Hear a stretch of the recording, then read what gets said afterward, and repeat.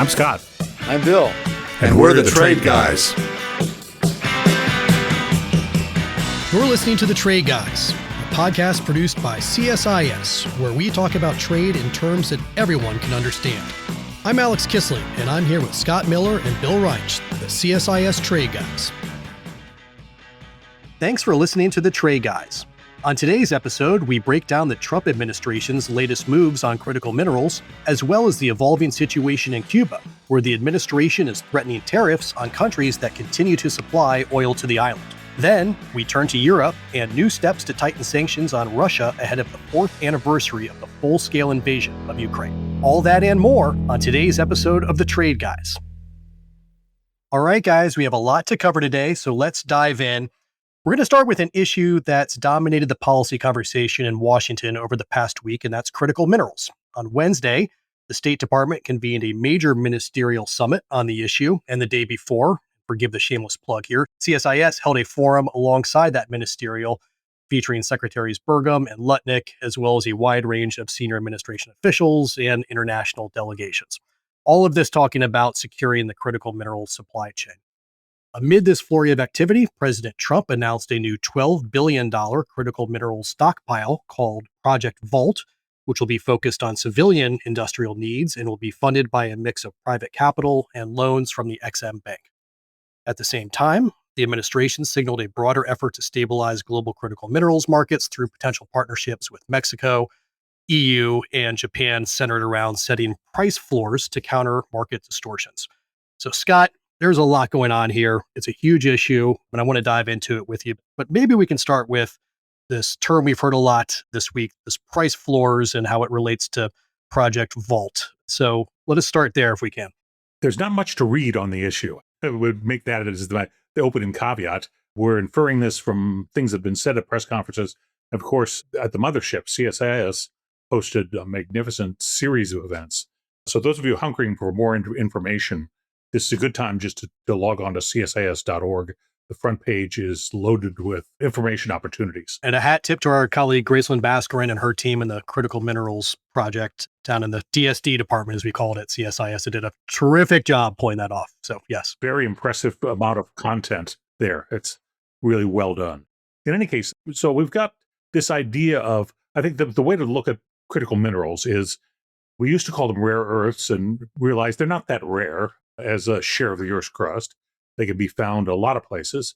They're messy to process. They're difficult to acquire, but they are critical, essential ingredients in some of the most sophisticated materials. And these are materials that have both civilian use in aerospace or many applications and high technology applications, but also have a remarkable array of uses in defense materials.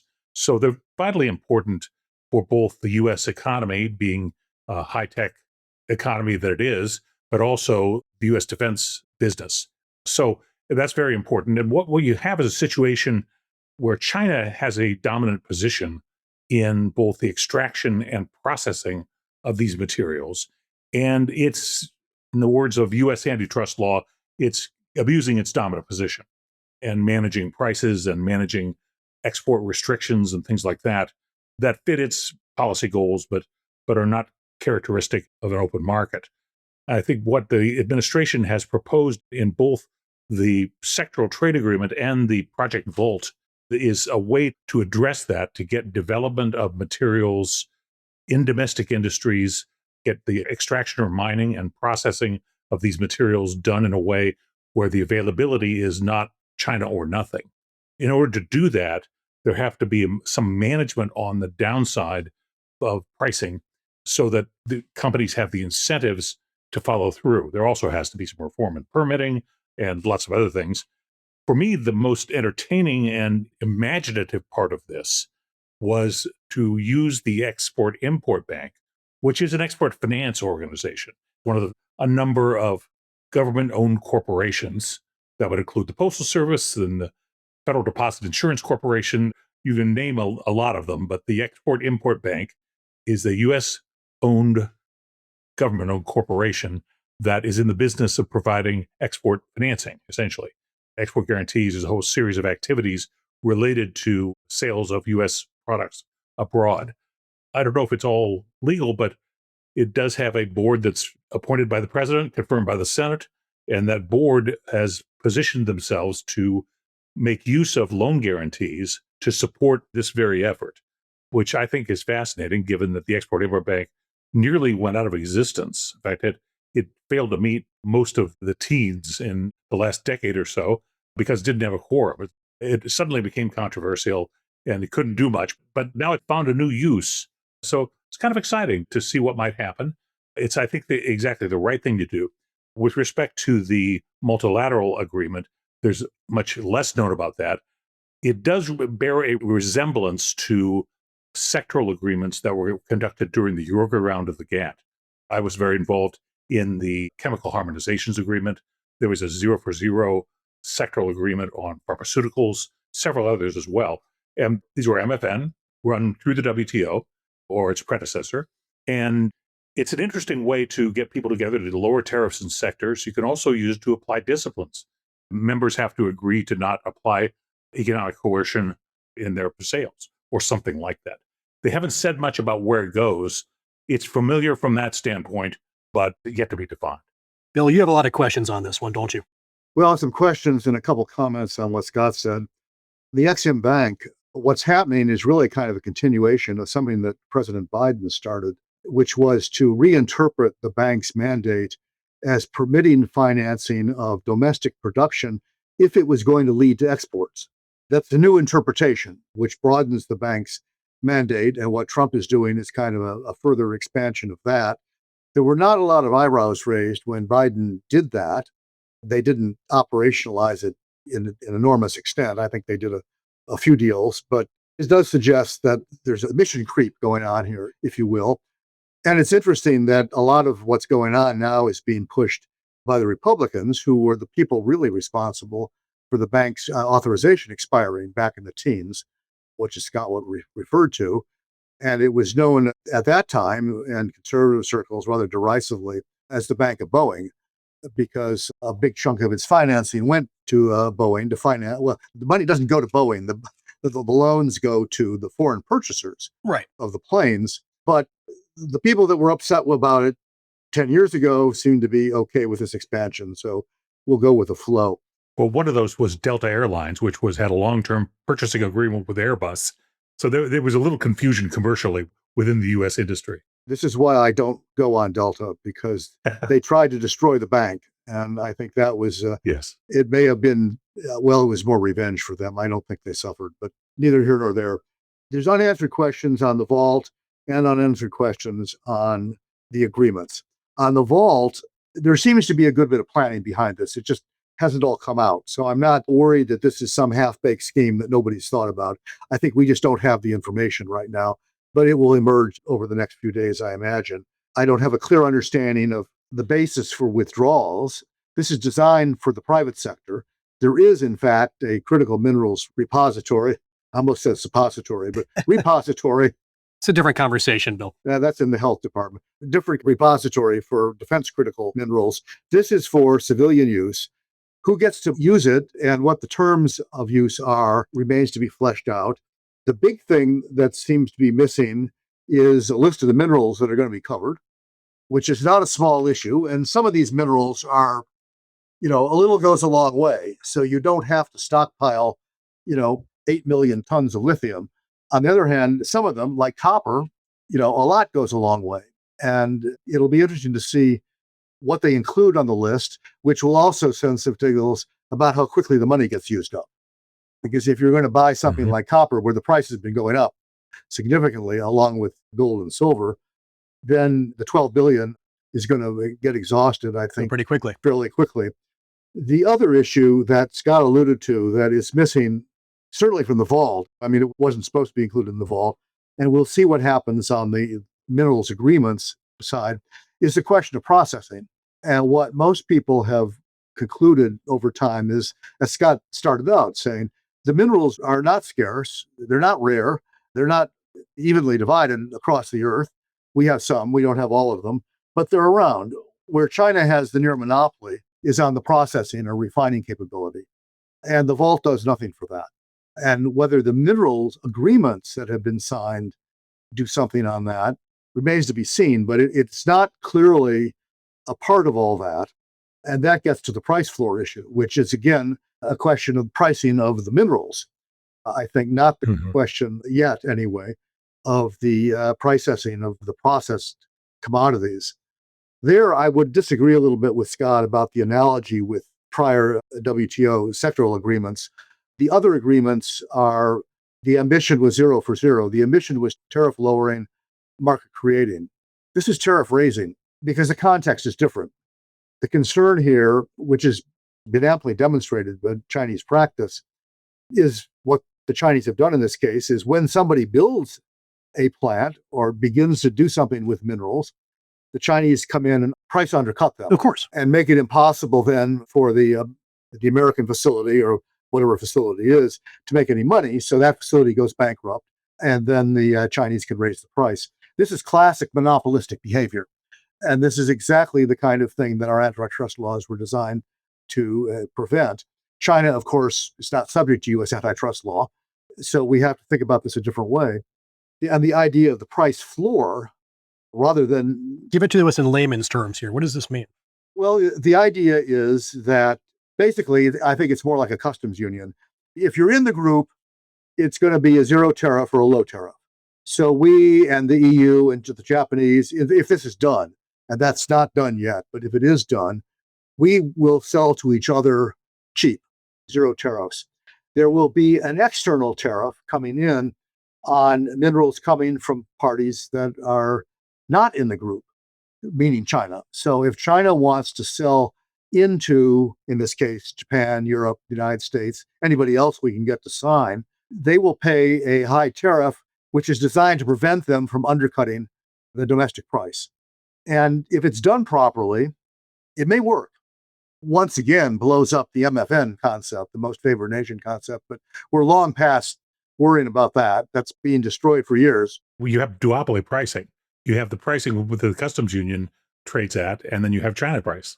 Essentially, that's the way it's designed to work. Yes. There's also a provision, sort of an anti-volatility provision, because, if you think about it, while it may well have the desired effect of preventing the Chinese from undercutting Western prices and thereby putting Western competitors out of business, at the same time, it's going to mean higher prices for companies that need to buy these minerals.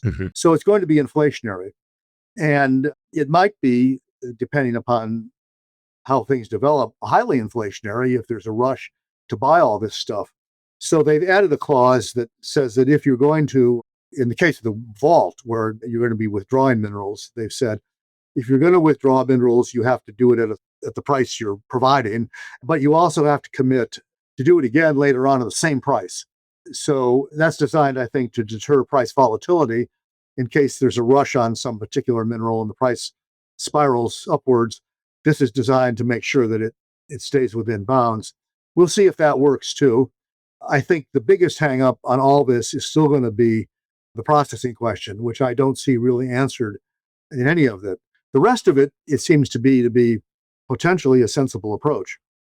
Well, I'm glad we spent some time on this today, because this is such a huge priority for the administration. It has risen to one of the top issues in Washington. It's something we talk a lot about within CSIS, and the events this week, I think, underscore just how critical this issue has become. No pun intended. But let's move on. So we are going to take a look now at Cuba, where in recent weeks, incoming oil shipments have effectively dried up following U.S. military action in Venezuela and increased pressure from the Trump administration on Mexico, which has now halted its own oil exports to the island.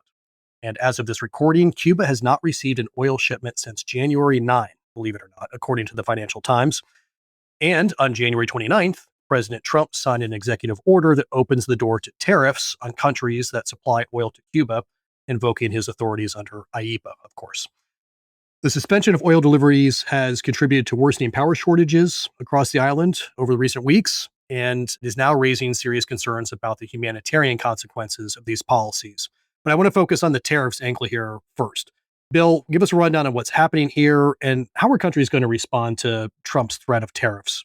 Well, they've not, with the exception of Greenland, which was, I think, an inflection point, there hasn't been a lot of resistance to the tariffs. There's been a lot more sucking up than there has been pushing back.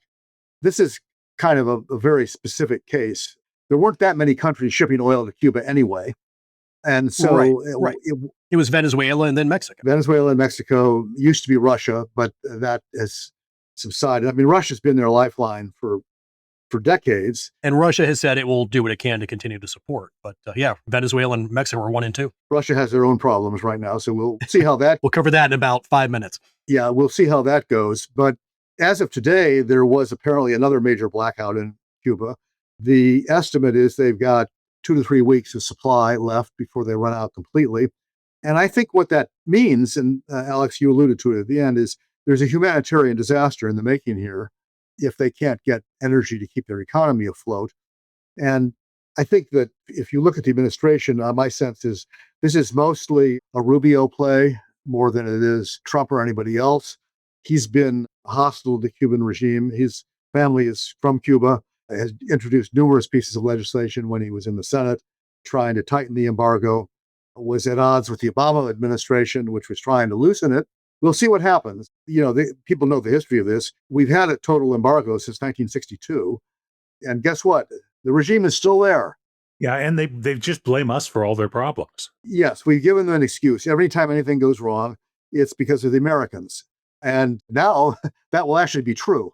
It wasn't always true in the past. Yes. Now, U.S.-Cuba relations have always been the closest thing to a family feud in American politics.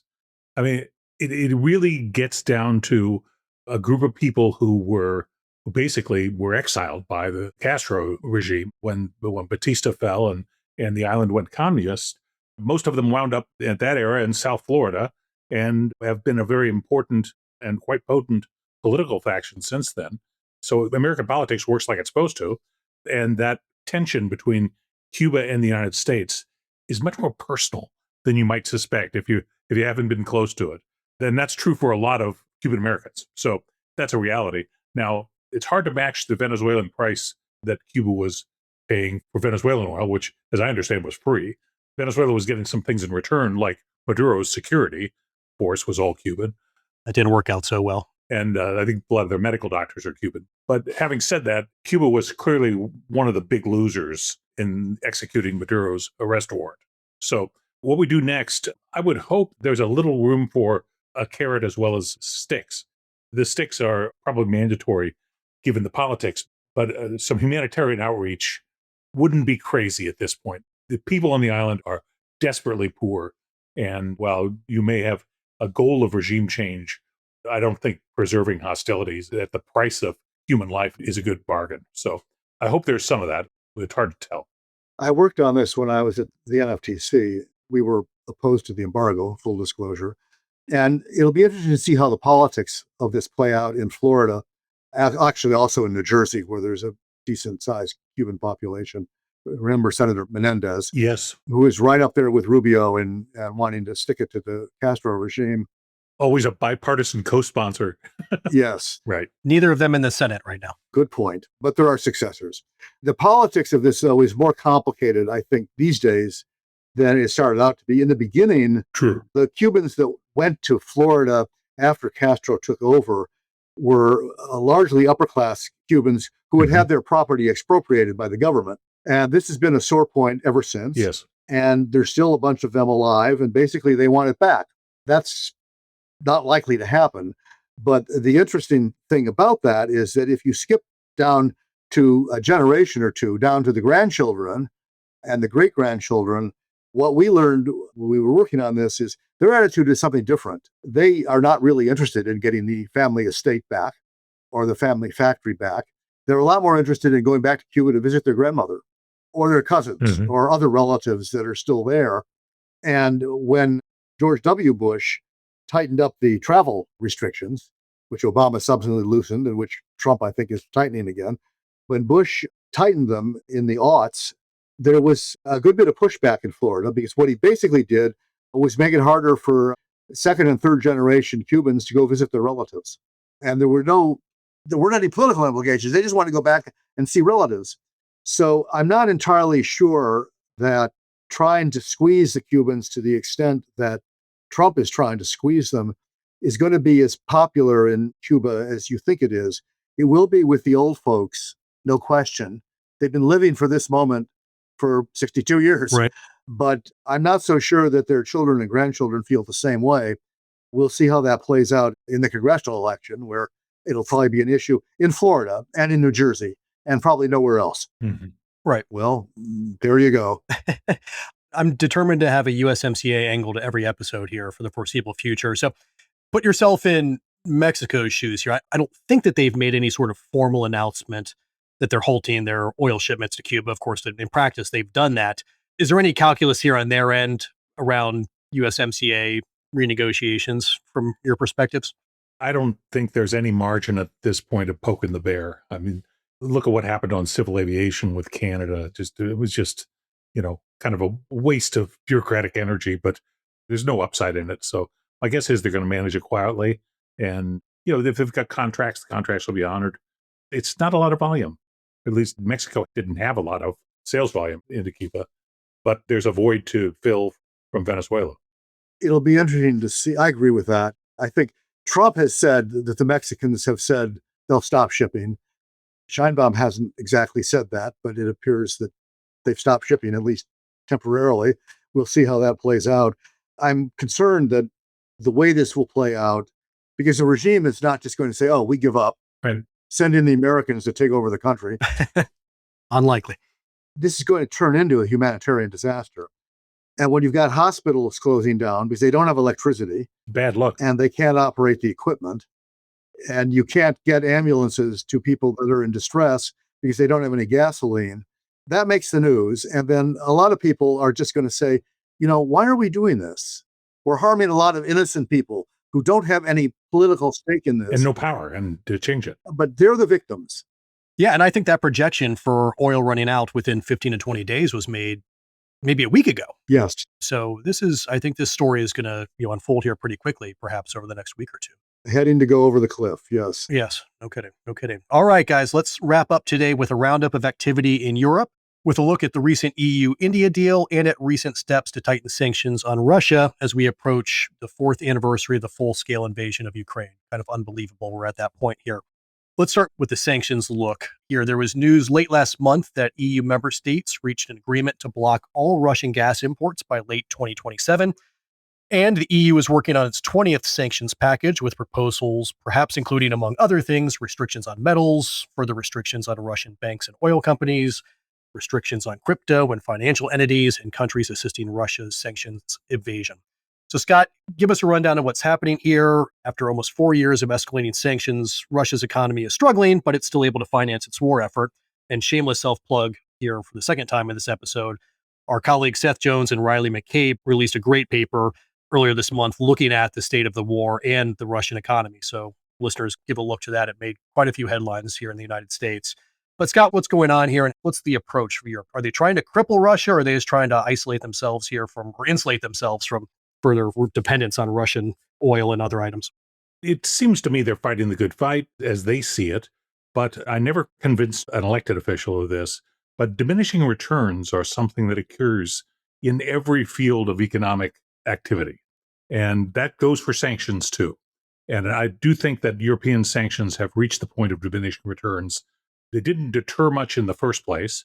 They probably caused some difficulty or pain, but we're way past the curve, as the mathematicians would say, has an asymptote at zero. And so if we're not there, we're headed there pretty closely. There just isn't that much left where Russia has a key dependence and where there is unanimity among EU members to impose the sanctions, which is one of the key requirements. The backdrop of this, as far as I'm concerned, is the fact that regardless of sanctions, Europe remains a massive importer of hydrocarbons just to keep warm and keep the lights on.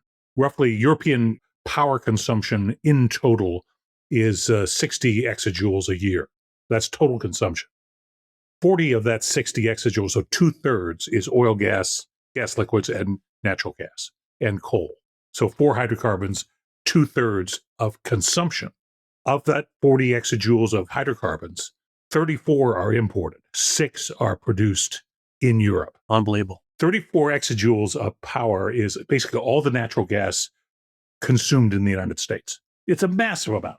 So no matter what happens, no matter what is sanctioned, Europe is a huge consumer of the very hydrocarbons that are being produced in a global market. It's why the sanctions have been so hard to enforce. So that's, I think, the backdrop of all this, and one of the reasons that diminishing returns have truly set in. Bill, what's your take? Well, couple things. First, if you look at the data, there's been an impact. I'm looking at a little table here. The Russian share of EU energy imports. Yes. And in first quarter 2022, that is sort of more or less before the war, nearly 26% of their oil was from Russia. Now it's 1.5%. Yes. So there's been an effect, and we're part of that. We sell natural gas to them. Yeah, sure. Gas is down from 38.3% Russian to only 10% Russian. Coal is down to zero. LNG is down the least from 18.1%, 12.7%. So there's been an impact. The thing that I'm interested in is how they're going to go about doing this. Mm-hmm. The internal politics are maybe evolving. We'll see. I mean, Scott alluded to this. The problem children are Hungary and Slovakia, both of which are adjacent to Ukraine, and both of which are much more dependent on Russian energy sources than the other 25 countries. Lately, there's been an effort by the Slovakian Prime Minister Fico, to reintegrate into the EU and to get on better terms with his counterparts. We'll see how far that goes, but there seems to have been a mood shift in Bratislava. And Orban, Prime Minister of Hungary, has an election coming up in a couple months. Trump just endorsed it today, incidentally, which we'll see how much good that does. Not a surprise endorsement. Not a surprise endorsement. He's one of Trump's favorite people. There is, once again, as there was the last time, I think, a consolidated opposition opponent, who most recently has been leading in the polls. But that doesn't necessarily mean that they'll win the election. We'll have to wait and see. But it suggests that it's possible the internal politics of this may be changing in a way that will make it easier for the EU to toughen its sanctions.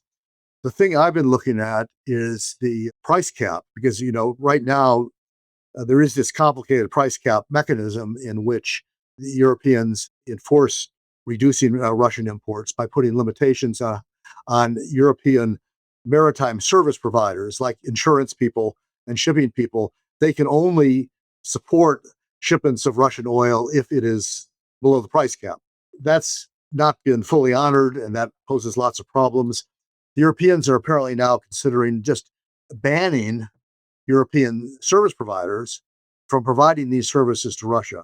That would be a lot tougher than the price cap. It would just say, European insurance companies, European shipping companies, which supported 90% of Russian oil shipments before the invasion, that would really strike a blow against the Russians. So if Europeans do that, I take the point about diminishing returns. That's a general economic principle that I subscribe to. In this particular case, I think there's some more returns that they could diminish. We'll just have to see how that plays out. If they decide to go ahead, this may actually matter. Well, I want to thank you for that explanation and your view there. I want to end today. There's an item we didn't get to last week. It was the EU-India trade deal. And I suspect that most of our listeners are well read on it at this point. But if I could get your quick takes on any big takeaways that you see from that, and what's happened between India and the United States in recent days. Opportunity for a side-by-side comparison, which is odd.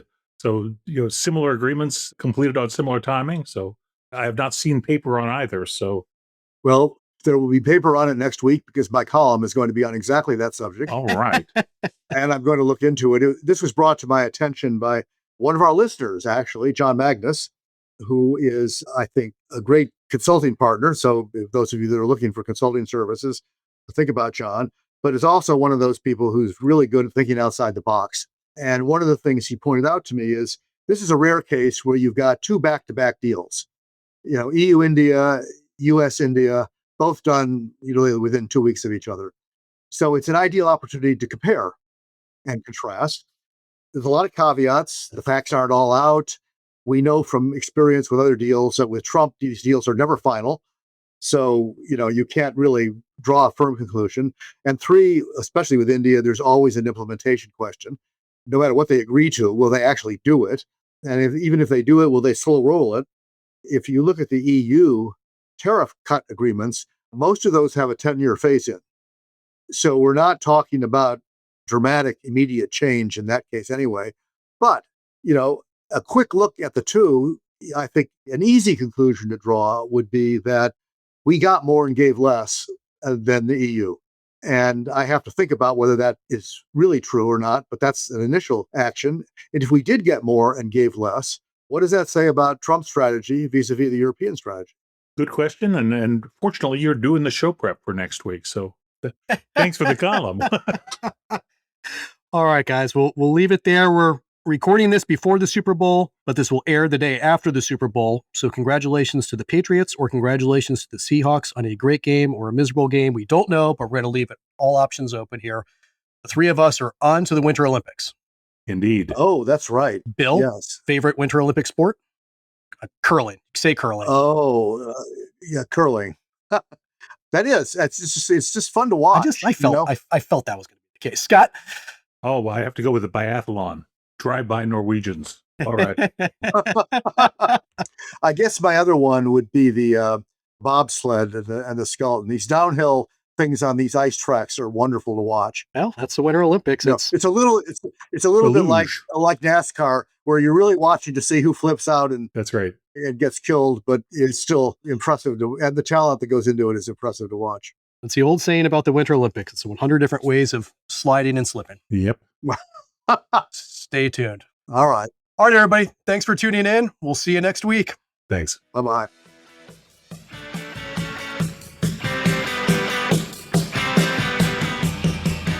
You've been listening to The Tray Guys, a CSIS podcast. For more audio content, visit csis.org/podcasts. Thanks for tuning in.